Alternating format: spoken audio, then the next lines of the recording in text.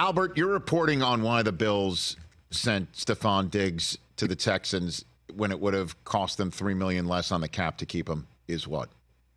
Yeah, so a couple things. I think the first thing is the obvious, which, like it has been sort of an annual thing that they've, dealt with some drama off the field. And I think going through the thing in mini camp last year is not a non-factor. So there is the thought that eventually you're going to have to move past all of that. And so that's there.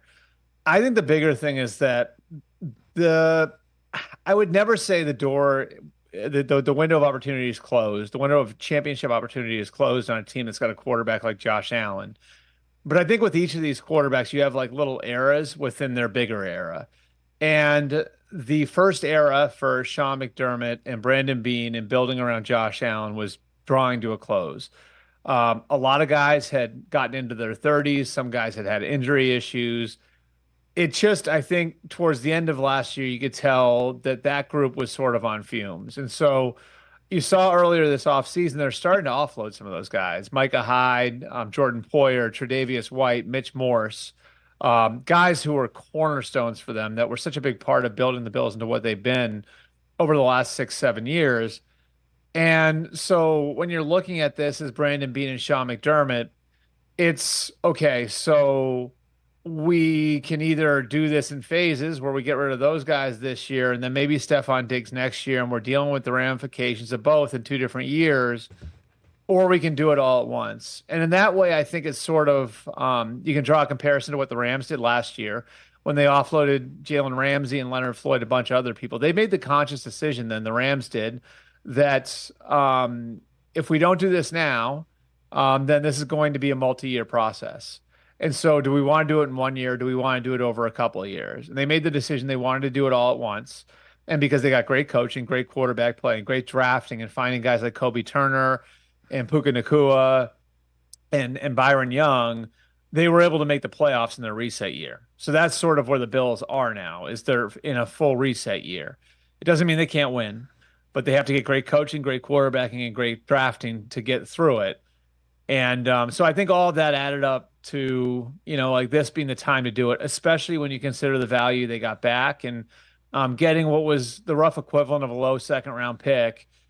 I know that sounds like not much for a really great player, but the reality of it was if they waited any longer, there was no guarantee that they were even going to be able to get that going forward. So I think you kind of meld all those things together and you say, okay, we're going to go through a reset year in 2024, and we'll have clean financials and a much younger team in 2025 going forward to sort of, launch Josh Allen 2.0 in Buffalo. So, and again, this is not me searching for low-hanging fruit. And clearly in our business, when a quarterback and a Pro Bowl top-notch wide receiver are rumored to be having a falling out, we're constantly hunting and pecking for the answer. And it's been a couple years running, actually, with these two guys. So there's no there on that front. It's just all an economic decision, Albert? I think Josh and Steph are fine. Yeah, I mean, I know they kept Josh up to date on that, I think, over the last month or so. This deal was first discussed over a month ago, Rich. And,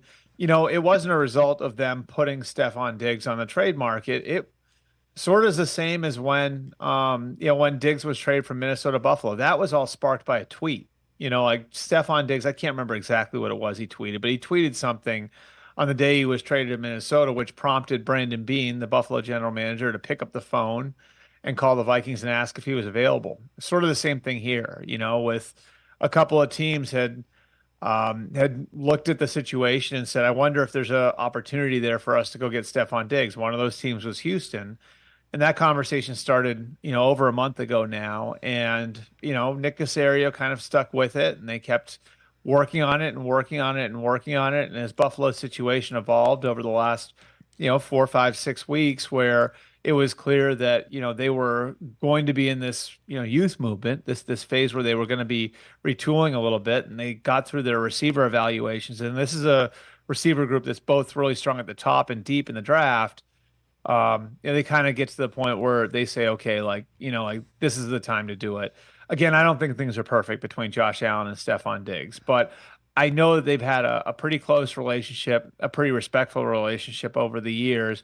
their competitiveness, the two of them, you get the best of them at times, but I don't think that this is like Josh Allen picking up the phone and saying, get this guy out of town. Okay, I'm glad to hear that. And so, what's the genesis or the story behind the way the Texans handled Diggs's contract as soon as he was on their team, where they wiped out a bunch of years, and he's essentially on a walk year right now? Why do that? Yeah, I think it's a good faith thing. I think it's a good faith thing in saying like we'd love to have a longer term relationship with you. But like for right now, like let's work through this. And I think Diggs had the motivation to maybe get one more bite of the financial apple, and this allows him to go and do that. It's gonna be very difficult for the Texans to franchise him based on what that number will be in 2025. And so, Stefon Diggs effectively has a free way to free agency now, which gives him great bargaining power.